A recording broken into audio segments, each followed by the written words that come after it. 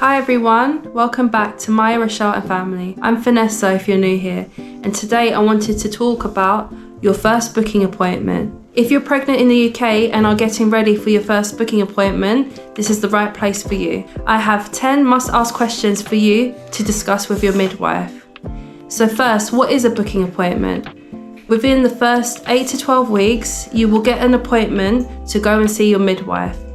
And this will give you a chance to get all the information that you need for your pregnancy journey. Ask any questions you feel you need to know during this time.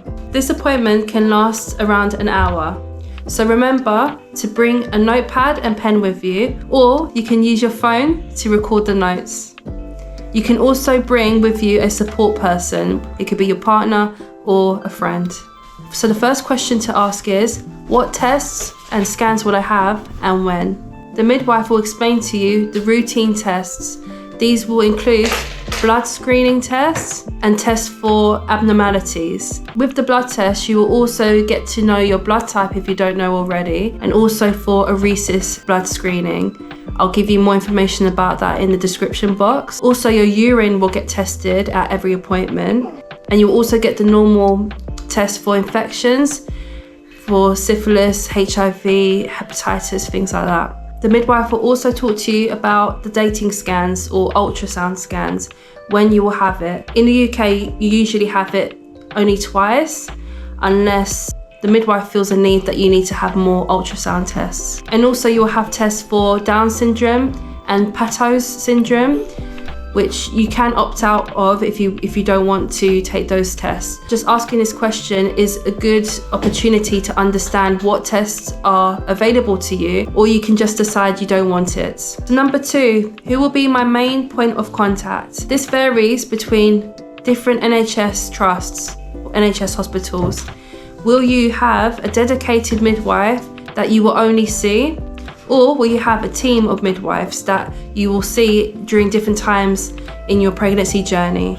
It's good to ask that question because not everybody is comfortable seeing multiple different people. If that is really important to you, you should ask this question. If you do prefer just to see one person. If you are categorized as a high-risk pregnancy, or if you become high risk later on, it's good to find out if you have an obstetrician, which is a medical doctor that will be involved in talking to you and interacting with you more. When you find out who will be your main point of contact, make sure you get all of the contact information so that you can speak to them when you need to. Usually we are given a maternity record, which will have highlighted for you all the main numbers that you need in case you need to call them. Question number 3. What are my birth location options?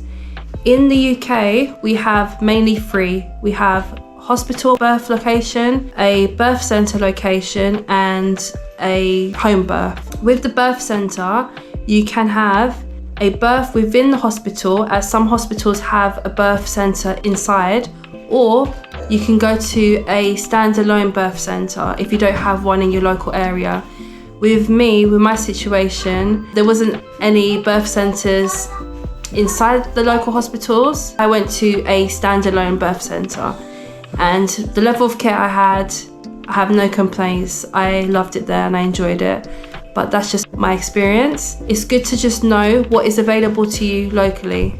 If you do decide to have a home birth or a birth centre birth, if you do have an emergency or if you become a high risk, what other option will you have? And usually in the UK, if you do become high risk, they will transport you to the hospital, your local hospital. Or you can just change. You can change your mind at any time in your pregnancy and decide that you want to choose another option. You need to ask the pros and cons of each type of birth location, just to give you a bit more flexibility and keep you more open-minded, because things can change. Number 4, what lifestyle changes will I need to make? If you're not doing it already, it's always best to be as healthy as you can be for you and your baby. You will be advised to take folic acid, which is vitamin B, as a supplement. Even if you are eating enough green vegetables and healthy foods, when you're pregnant, you need more folic acid. This is to prevent any neural defects that can happen early on in the pregnancy. You'll also be advised to stop smoking, to stop drinking, and to limit your caffeine intake. The current advice for caffeine is to drink no more than 200 megagrams a day. I'll leave that information for you in the description box for you to look at. You'll also have to limit the amount of fish that you eat because some fish contain more mercury than others. And you'll have to eat pasteurized foods, not unpasteurized, making sure that you regularly exercise.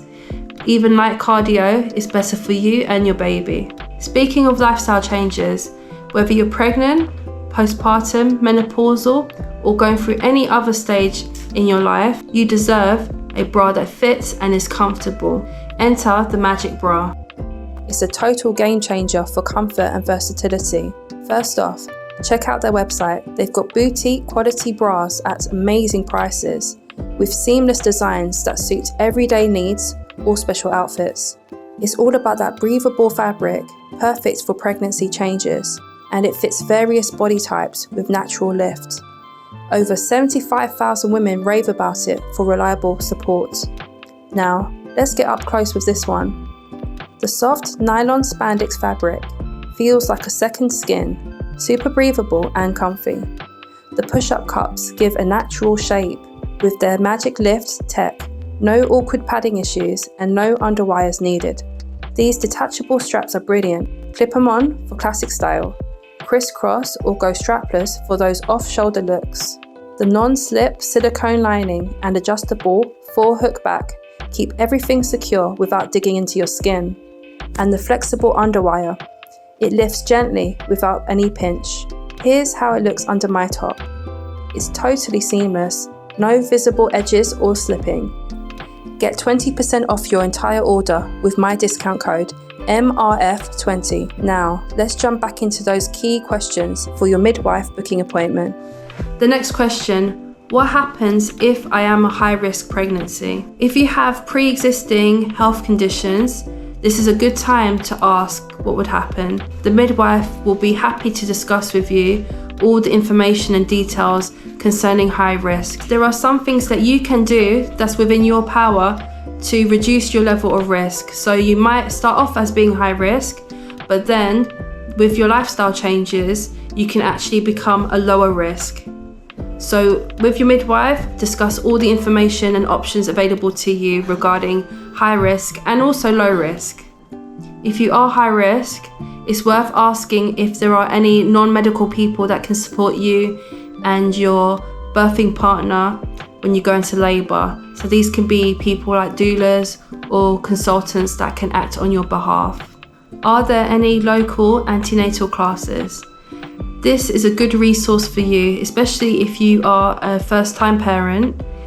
Many NHS trusts offer free childbirth and parenting classes. This is a great resource for new first-time parents to understand what it's like in the pregnancy journey, what labour would be like, breastfeeding, and other types of prenatal care. Parenting classes like first aid, which is one that I've done with my husband, very, very useful. So find out what local antenatal classes are available to you and ask how to sign up. What should I do if I have concerns between appointments? During each stage of pregnancy, you'll have a certain number of appointments.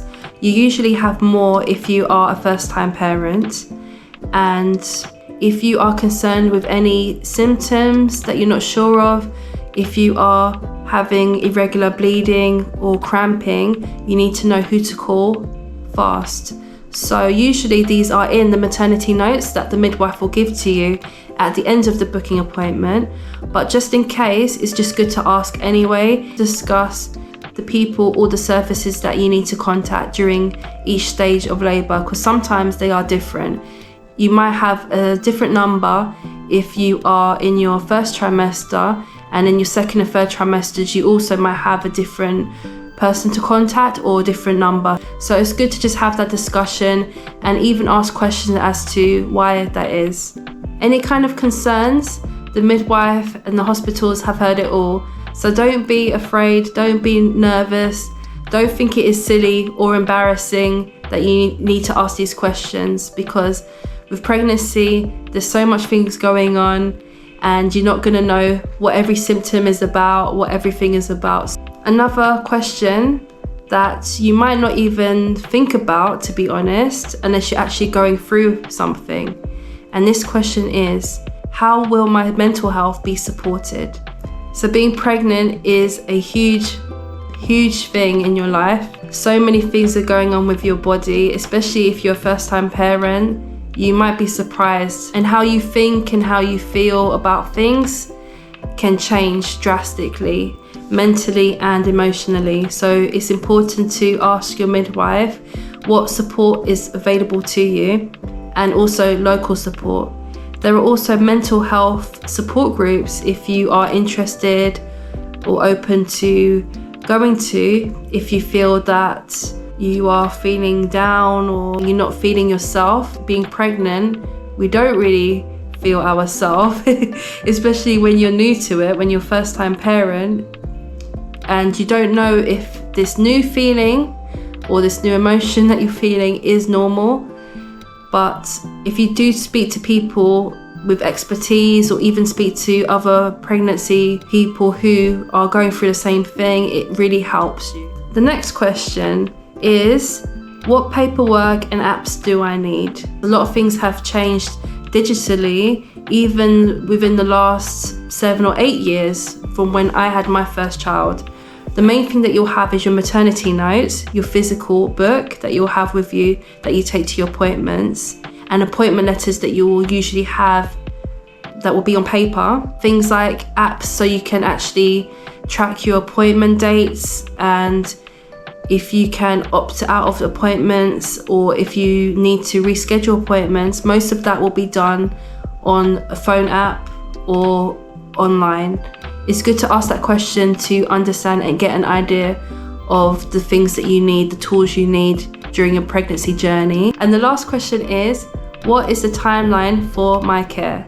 You want to know your personalized schedule. When you have your appointments, usually you'll have them at specific weeks. If you have children, you can rearrange childcare in advance. If you have other things going on that you can't reschedule, it's good to know roughly when your next midwife appointment will be. Those are the main questions that you should ask at your booking appointment. I hope this was helpful to you. I want to wish you all the best in your pregnancy journey. Thank you for watching. Have a great day and take care of yourself. Bye for now.